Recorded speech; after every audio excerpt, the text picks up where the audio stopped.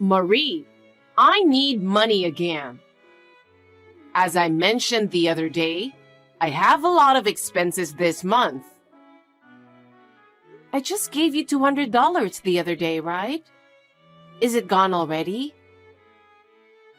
Yes, of course such a small amount runs out quickly. You really are a stingy daughter-in-law. You think you don't have to give me money because I'm old. No, that's not true. We have a tight budget too. Could you be a little more patient? You think I'm old and make fun of me. No, I'm not making fun of you.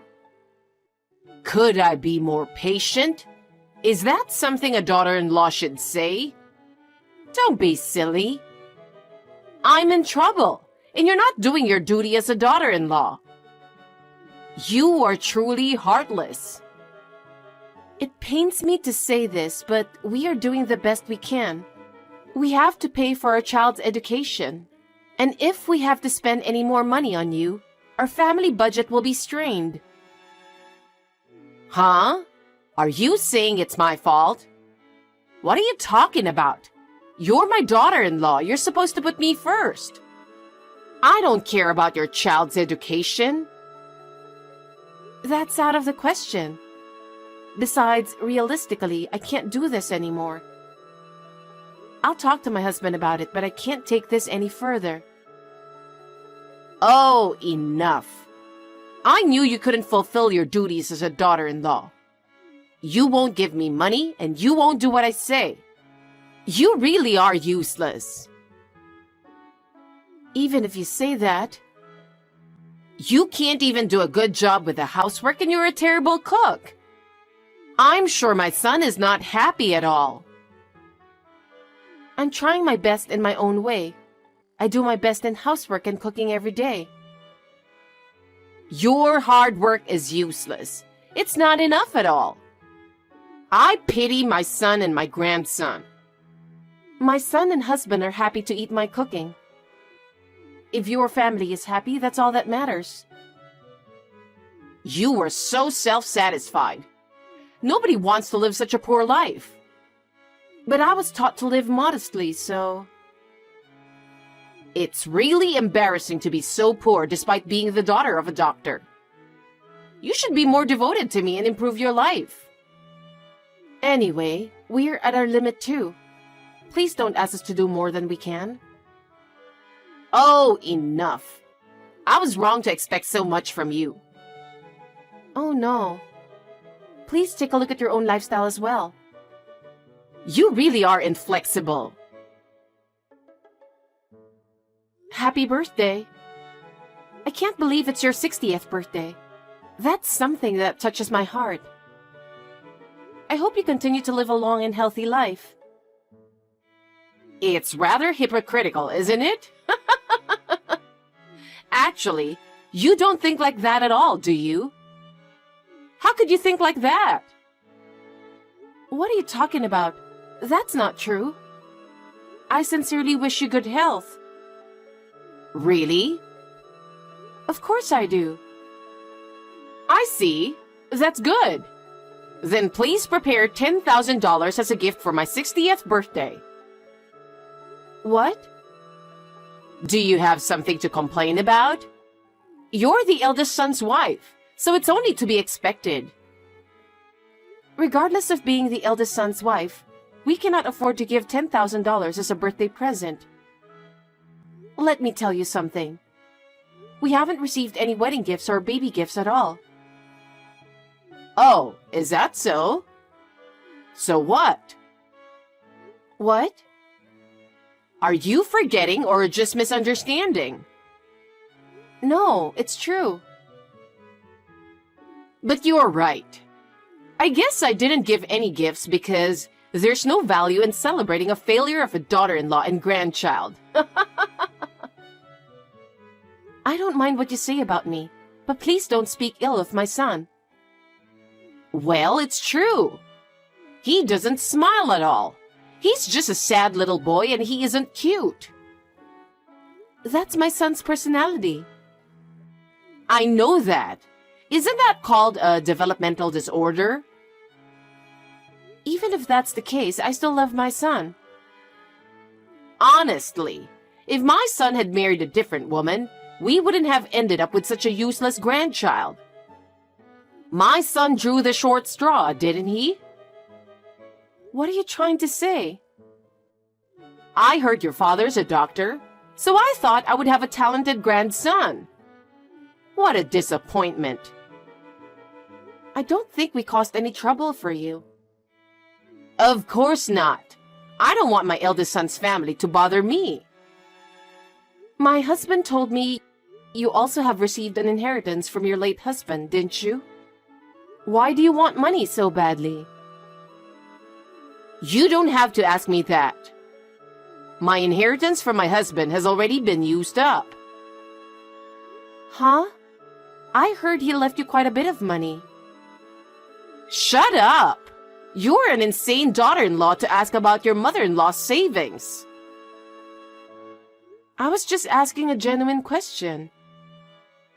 You're too poor to begin with for the daughter of a doctor, aren't you? Your clothes and lifestyle are so frugal, it's embarrassing. We didn't always have so much money. We were taught to live modestly. What's with the modesty? There's no way that someone who lived in such a luxurious mansion in a prime location in New York would end up like this. My father was a doctor, but we were not a wealthy family. Of course he was wealthy if he's a doctor. Don't lie to me just because you don't want to send me money or congratulate me. I'm not lying, I'm telling the truth. I don't want to talk about it. Anyway, I can't do without your money. You're the wife of the eldest son. You should at least cooperate a little. But as I told you before, we're also struggling to make ends meet. We have to ask you to be a little patient. We have childcare expenses. And we can't give you $10,000 in congratulatory money. It's no use trying to educate a failure like you. How terrible. You won't give me money, and you won't listen to your mother-in-law. You can't even do housework, and you're a terrible cook. How useless are you? That's terrible. Don't say such a thing. All your hard work is in vain. It's not enough at all. I really feel sorry for my son. My son and my husband are happy. We're doing fine. You're so self-satisfied. No one wants to live in such poverty. Anyway, make sure you get me $10,000 for my birthday. It's my 60th birthday. I have to celebrate it properly. Hey, hold on. I'll take that luxurious mansion in a prime location in New York off your hands. What? I have the right to live there too. I'm going to have a glamorous retirement. It's perfect for me. I don't understand. What are you saying? Don't play dumb with me. You inherited that mansion from your late father, didn't you? It doesn't matter. You have an apartment, don't you? And you've received plenty of assets. And you live modestly, right? You don't need a mansion in a prime location in New York, do you? As I said before, my father had very little money. That's why we live modestly, right? That can't be true. Your car is average, your clothes are average too. Your father was a doctor who didn't seem to live extravagantly, so he must have had a lot of money saved. What a greedy family! That's disgusting. Please don't talk like that. It will make my father sad. Because it's true, isn't it? Well, it's none of my business what happened to your dead father. Believe me. Don't lie to me just because you don't want to give me the house. How much do you hate me? You were and still are a disgusting daughter-in-law. I know your father leased the land to you. How long do you intend to keep playing innocent? But we don't have any money. Anyway, give me this mansion as my 60th birthday present. Then we'll forget about the $10,000. Don't you already have a fine house? Well, of course, a luxurious mansion in a prime New York location is better. Can't you even understand that? Why do you keep saying such outrageous things? Please don't decide on your own. I can't change the move now. I've already sold this house and said goodbye to the neighbors too. There's no way I can stay in this house anymore. Huh? What did you do? Without even consulting my husband? He will be so upset. It's none of your business. You can't even fulfill your duties as a daughter-in-law. I can't give you the mansion. You have no right to veto. I'm moving in 3 days. Clean up the house and get it in order. Wait a minute. Don't do that. Don't do anything selfish. Hey, I've brought my stuff. Unlock the house. I can't open the gate. I gave you advance notice. What were you thinking? Could it be? Yes, I'm in front of the mansion in New York that you inherited. You really moved? Of course I did. I gave you plenty of notice. Please, open the door quickly. We're having trouble getting the moving trucks onto the property. I told you it's impossible. Just hurry up. Please leave the place right now. Huh? What are you talking so cheeky about? I can't unlock that house without permission anymore. What are you saying? I don't get it. If you keep talking like that, I'm going to break down the gate and enter the property without your permission. Are you saying that you really want to occupy that house? Yes, I have the right to live in this house. No, you don't have that right. And that house is not mine. Huh? Are you still saying that? Are you still refusing to give it to me? What kind of a nasty person are you? That's my line. That house already belongs to the tax office. Huh? I renounced all my father's property. What are you talking about? What do you mean? My father had very little money left, and it would have been very difficult to inherit the house and the land. What? He even rented out the land to make money, didn't he? He lived a modest life because he was saving so much money, didn't he? It is true that my father earned money by being a doctor and by renting out the land, but most of his assets were used to pay for the management of the land and the house he owned. But most of his assets were gone in maintenance fees for the land and the house. What? You're lying.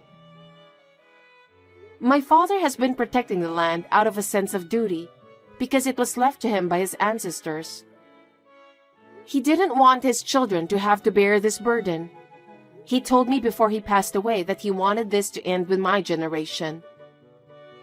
So the house really doesn't belong to you? Yes, I finally got rid of it after all the formalities. Huh?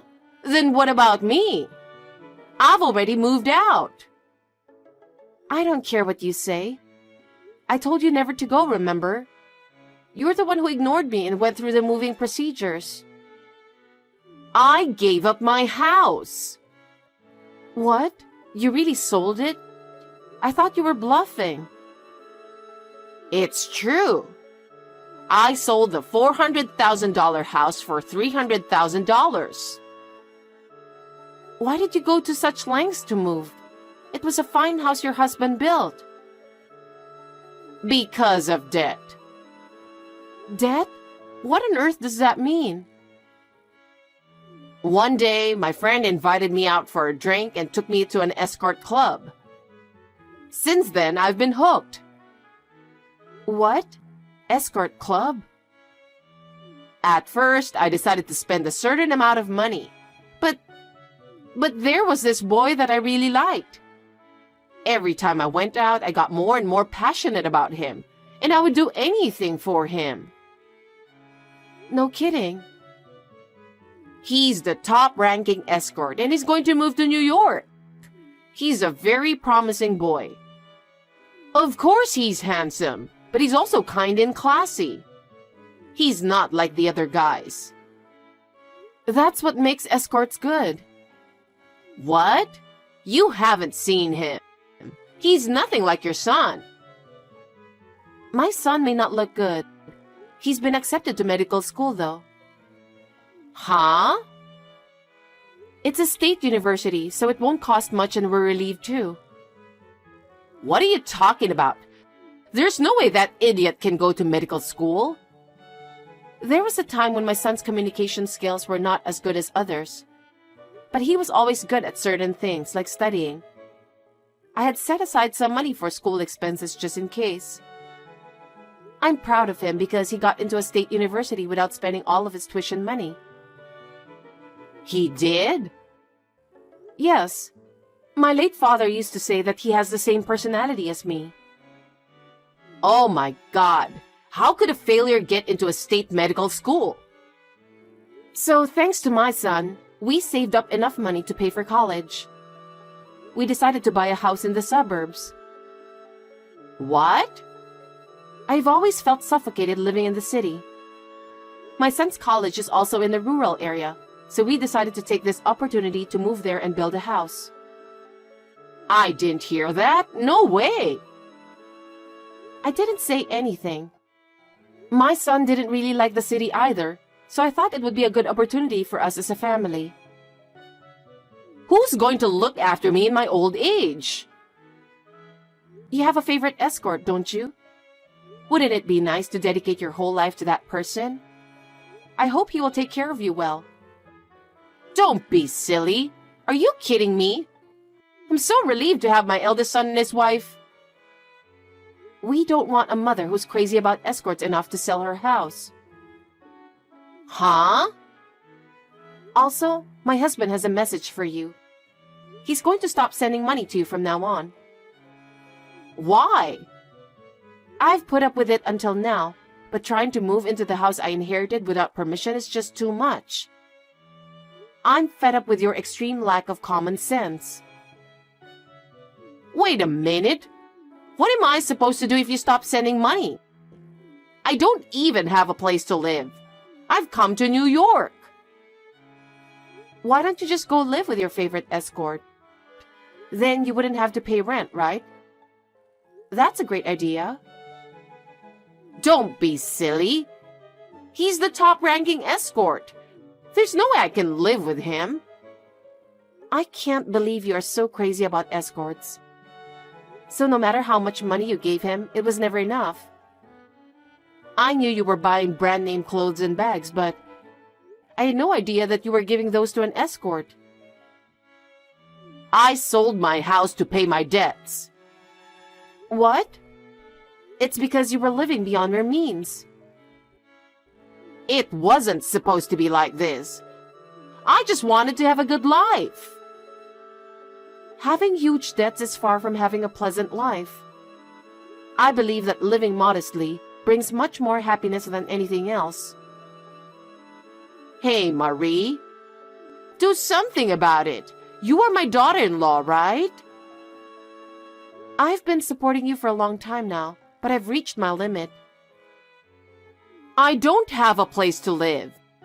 From now on, I'll live modestly, as you say. So please, let me live with you in your new house. Sorry, can't happen. We saved our money and finally got our wish to buy a house. I don't want you to ruin our happiness. Don't say that. My mother-in-law lost both her house and her money. Our remittances stopped, and she could not return from New York with the little money she had left. As a result, she moved to a small, dirty apartment on the outskirts of town. It seems she found a part-time job and is reluctantly working. She's having a hard time learning to work because of her age. Of course, she was abandoned by her escort because she ran out of money. She has lost her dreams and hopes and spends her days alone and lonely. Considering what she has been through, she deserved what she got. On the other hand, our family is living happily in our new home. Our son has successfully enrolled in medical school and has started his career as a future doctor. My husband and I are looking forward to his growth and future. We would like to continue to live a happy life as a family, even if it is a small one.